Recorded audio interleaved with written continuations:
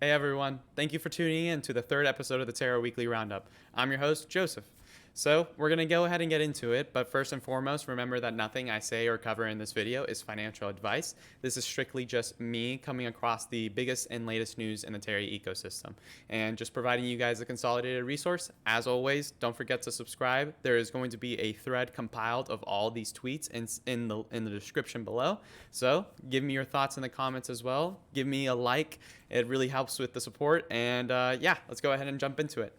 So, and despite the red price action that we saw this week, Terra Money has launched the LFG.org. This was that teased little tweet that Do Kwon gave us last week, and it is finally out. Surprisingly, everyone is wrong. It is not a Bitcoin reserve. It is not a MasterCard partnership. It is actually the Luna Foundation Guard. And it is essentially serving as a basically a Bitcoin reserve. But regardless, it is going to serve an instrumental role in funding and perpetuating the future and the goal of the Terra ecosystem.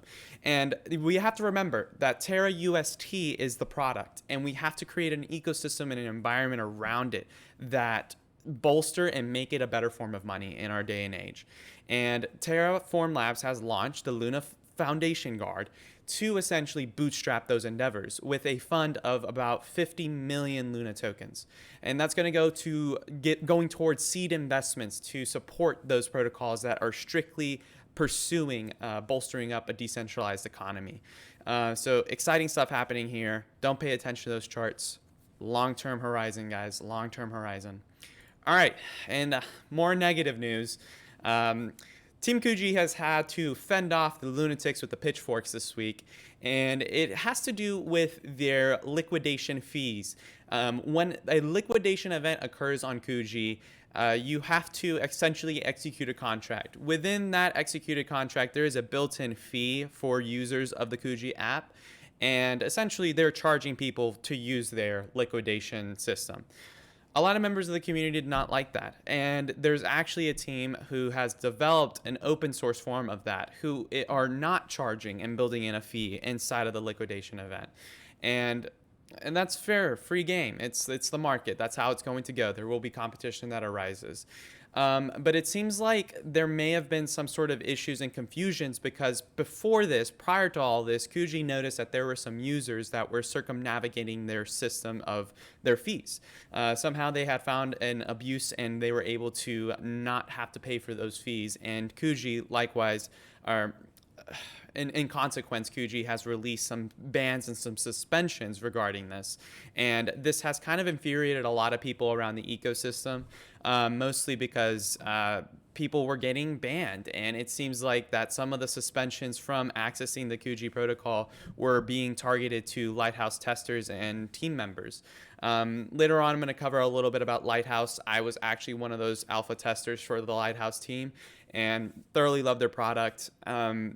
Definitely don't want to be seeing this happen. It's very odd and it's not great. And hopefully let's now that we've got that covered and out of the way, Kuji team is hard at work still, regardless of this event.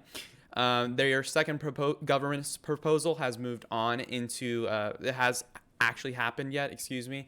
And it has happened, and they are burning all of their LP rewards, and they're donating a portion of that to Angel Protocol, and they're committing to every 2 months for a year to burn about 1.485 million Kuji tokens. And this is going to continuously just lower the cap of the Kuji tokens and the max supply, hopefully providing some uptrend price action. So that's something that the token has really been struggling with. Next up, we're going to be covering Lighthouse Defi. Like I said earlier, they're kind of related and intertwined this week, so felt the need to cover Lighthouse. Lighthouse is a small team developing kind of an in-house suite to offer several services throughout the ecosystem.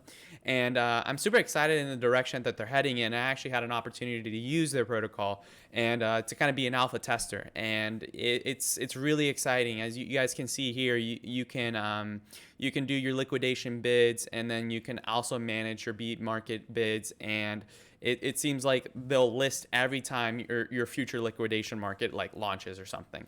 And super exciting for their developments. Had a great a great exchange with them and the team over there. Super confident in what they're developing, and I appreciate how they're not building in a fee there. Okay, so moving on to Astroport. Astroport has had an extremely busy week, and this is not their only news article, but this is kind of the biggest one that has happened this week. They've had 3 massive upgrades go on. Their protocol is at last showing APYs. I know last week there were some lunatics sharpening their pitchforks over this, but at last Astroport has forced them to put their pitchforks down and away for next week, and they actually show APYs. And they're also now allowing staking in Astro generators. So if you did not participate in the first phase of the lock drop and you provided LPs later, you have to go back and stake it now. It would not be automatically staked if you participated after the lock drop. And they have also made it a lot easier to claiming Astro, and you can also start claiming Astros in a specific reward area. So there's a full debriefing of this. As you can see, you can now see your combined APYs participating in those pools. All right, moving on, we're going to be covering Apollo DAO. Apollo DAO has essentially last week they outlined their future path and their vision for 2022, and this week they've made a leap forward in that plan, and they've gone ahead and invested $250,000 from the war chest into Y Foundry DAO. This is part of the whole hedge fund strategically allowing and collecting essentially governance tokens for protocols and other endeavors throughout the ecosystem that they feel is going to perpetuate the ecosystem further. And this is their first step. They've also secured a lot more in regards to LP farms throughout the week. They have fleshed out a lot more of the rewards. And yeah, they're just making some big steps towards getting that future going. And they have reallocated some of their rewards. Yes, right here. Continuing our mission to accumulate Astro tokens ahead of the launch, they are now putting 20% of the Apollo vote towards accumulating Astro tokens. So, Apollo DAO, hedge fund of Terra. Next up, we'll be covering Anchor. Anchor's definitely had a busy week. They held an AMA today to discuss Anchor's V2 borrow model, which is essentially a LOL towards the FUD over the yield reserve, because it's essentially what is going to allow new collateral forms like MSOL and Luna X to be added much faster. And it's going to be really interesting to see them keep working in this direction. So everyone, rest assured, it's coming, it's happening, the team's working on it. They'll figure it out. Next up is going to be Spectrum Protocol. Spectrum Protocol has now launched a 180-day locked staking pool. At the time of recording, I believe the APY is at 36%. And they have yet again just been rampaging and releasing more pools. Today, they released the NVIDIA and MNEO vaults. And they have also started integrating all these vaults from Astroport, and you can just stake your Spectrum tokens now even more.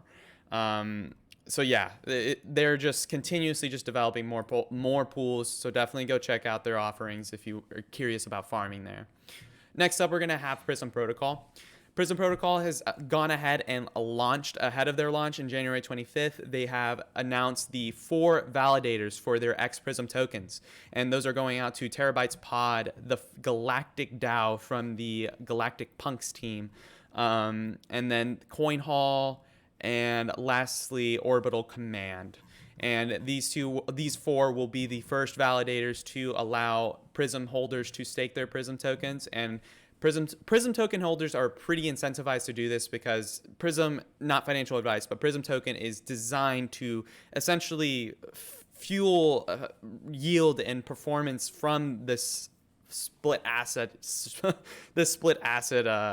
creation. And they're going to really tap into the fees within that system. So definitely give a look into this. Be prepared. Unstake your Luna. Okay, so this week we're going to be covering even more news regarding the Terra debit card wars. Beema Finance has announced and released the first virtual debit card in the US that's powered by UST. Unfortunately, you cannot deposit your UST directly from your Terra wallet. It seems like that's going to be one of the hangups in these kinds of business models right now, but it's great to see this. As you can see, there is a little bit of fun being poked at from Outlet Finance. Honestly, I don't know if this is true because not many people are using it. As you can see, someone is calling them out over it. Okay, it doesn't matter. They're hard at war. It's great for the ecosystem. All right, moving on. Proteus Finance. They've also thrown their hat into the ring. Last week, I gave them a shout out thinking that they were just going in a traditional wealth front but on steroids route. But no, they are also seeking to become a prototypical bank by offering a debit card, which will be delivered to Proteus users by the end of the summer. A little bit less of an ambitious goal than the other protocols, but part of me makes me wonder, are they being realistic about this, and is everyone else overpromising? Definitely going to be keeping an eye on that. Next up is going to be Kash. Jan.15 has gone ahead and partnered with Prime Trust Co., now allowing U.S. users to deposit bank information and credit cards to deposit fiat to convert to USD and start reaping and using the Kash program. You can definitely check this out if you're interested. Just another place where you can kind of experience the prototypical and future products that are going to shape finance. Do not mean to have that 1 second. All right, next one is going to be the crypto wallet.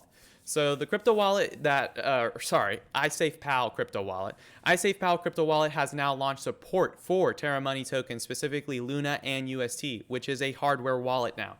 So you can actually store your UST and Luna offline. This is something that I need to get better at and something that I need to start doing my personal research on and develop. So glad to know that there's an option out there for people who are worried about having a hot wallet. Next up, we're going to be covering just kind of the quick news. There was a lot of news that was going on this week, and these were kind of just a little bit tucked away, just a little bit of a smaller update. Nexus Protocol has released a new dashboard to kind of manage all your positions throughout their protocol. And you can also see their vault liquidations. While those are very rare, they do want to note that they're now showing that to people. Next up, we're going to be talking about White Whale. White Whale's been hard at work, essentially just asking for a lot of community feedback this week. There's about 100 million whale tokens that have been canceled from their LP incentives, and there's still 50 millions from a public IDO event. And so they are essentially asking the community, what do we do with these tokens? And they also, earlier today, they asked the community to give a little bit of feedback on their Guardian Whale NFT collection to kind of just give everyone a sneak peek to their NFT collection. So definitely go participate in their engagement. Go give them your thoughts. Next up, we're going to be talking about Atlo. I covered Atlo last week, and this week Atlo has announced essentially, or released a Medium article that is a how-to participate in their token launch. Their token sale starts in January 28th. It does work through KYC. I've actually never seen a launch go through KYC, so very interesting that this is happening. Definitely check it out if you're interested in getting some Atlo tokens. All right, lastly, we're going to finish up with the community event contributions. So the community has contributed a lot this week, and the first one is going to MoonMidas. MoonMidas has been a blue chip of the community, long-term pioneer for the Terra ecosystem. Definitely give him a follow if you don't know him or follow him. He's an incredible person. He released this week kind of an important thread, and I think it's important, especially with the market taking the turn that it is. And just to kind of remind everyone what the goal is, the mission for all lunatics alike, and that's to convince everyone that UST is going to be a better form of decentralized money. We all know that it is. We all know what the potential is. However, we need to start broaching that conversation with people that are outside of our chamber, outside of our community, those that do not see the trails that we're seeing, and we need to effectively communicate that.